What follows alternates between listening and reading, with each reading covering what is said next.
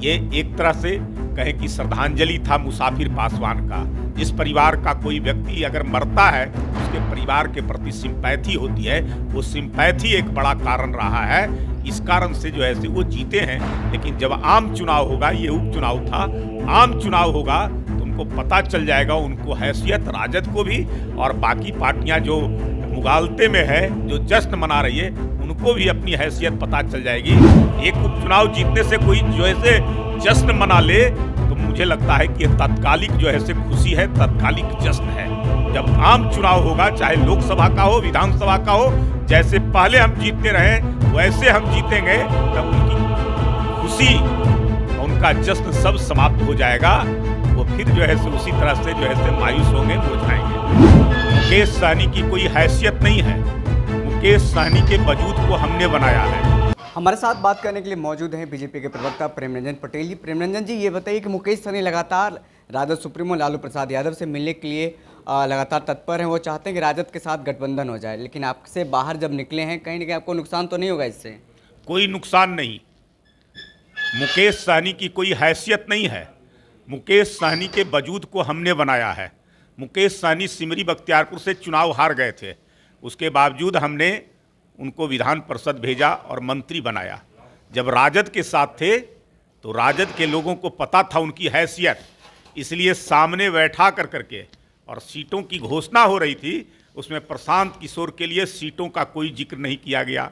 किन सीटों पर लड़ेंगे, कितनी सीटों पर लड़ेंगे, उनका नाम तक नहीं लिया गया।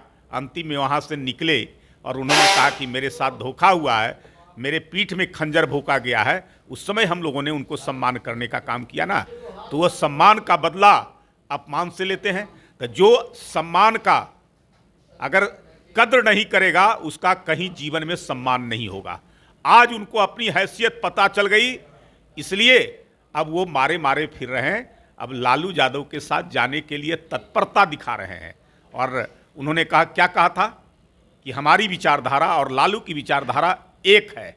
अब विचारधारा तो सही में एक है कि इनका उम्मीदवार अमर पासवान घोषणा किए थे और लालू यादव उस उम्मीदवार को लेकर करके भाग गए। तो विचारधारा तो मिलती है, एक दूसरे को धोखे देने वाला, एक दूसरे को डिच देने वाला, एक दूसरे के प्रति जो है कैसे हम नीचा दिखा सके, वो काम करने वाला विचारधारा। और राबड़ी जी ने कहा कि लाख कोशिश कर लेंगे, वो हमारे साथ नहीं आ सकते हैं।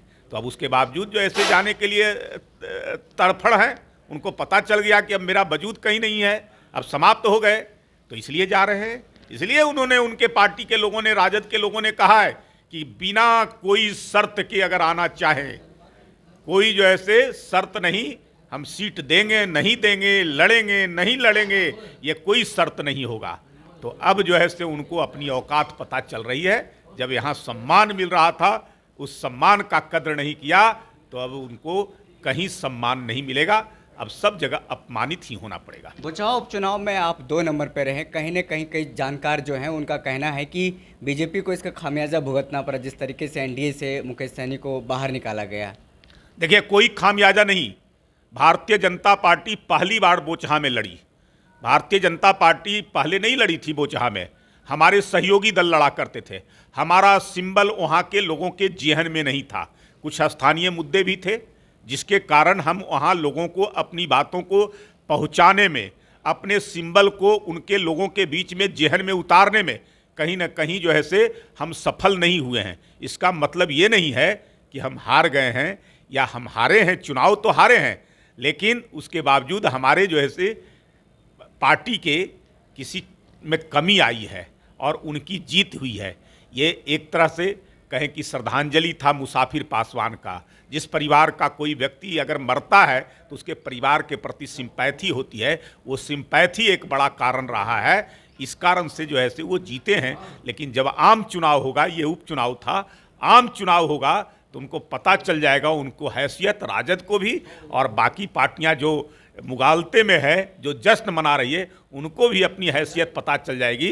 लोग एनडीए के पक्ष में रहेंगे, एनडीए को लगातार समर्थन भी दे रहे हैं, साथ भी दे रहे हैं। एनडीए का जो है से किया हुआ काम लोगों में जो है से जेहन में है, उस जेहन को फिर से जो है से हम उनके साथ विश्वास को जीतेंगे।